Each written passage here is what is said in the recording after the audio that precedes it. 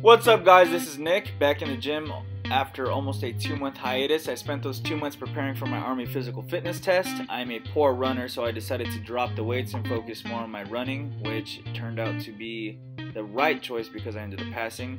Today's leg day, and I'm starting it off with dynamic stretching, which I feel is better than static stretching before your actual movements. You're actually stretching your muscle by engaging the muscle.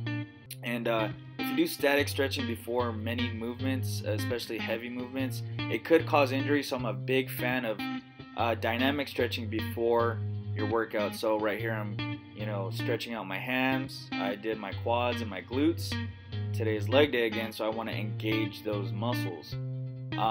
Again, dynamic overstretching before and static after.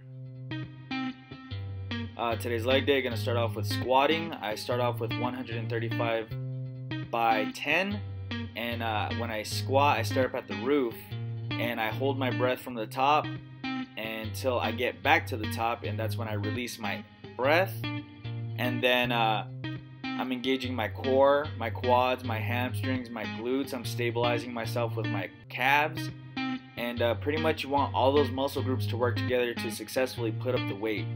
You don't want to be favoring one group over the other. You want to make all of them engage at the same time, especially your core. Your core plays a key role in anything having to do with fitness, really. Your core connects your top to your bottom, and once your core works with everything else, every other movement seems to be that much easier. So I'm done with my warm-up, and I'm going to be moving into my working set, which is 250 pounds. And I'm going to be doing that by 6 reps, and I'm going to be doing 4 sets of that. I'm an avid supporter of wearing weightlifting belts, mainly because I'm goofy and I tend to hurt myself a lot. I have a weak lower back that I personally have the goal of strengthening.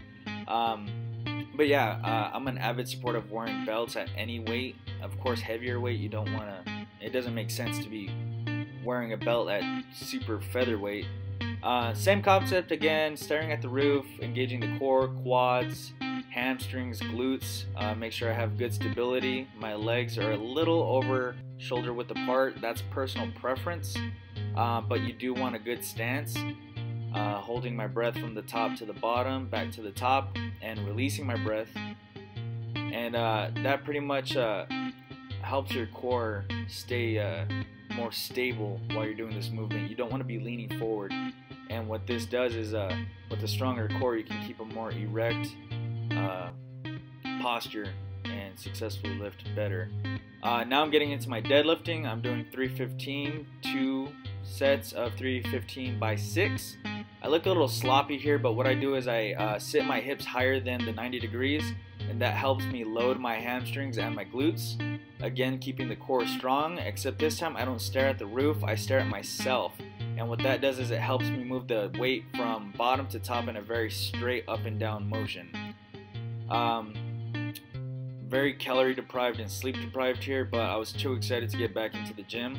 I know this was a short video, but me and Chris want to keep the video short so we don't irritate you guys.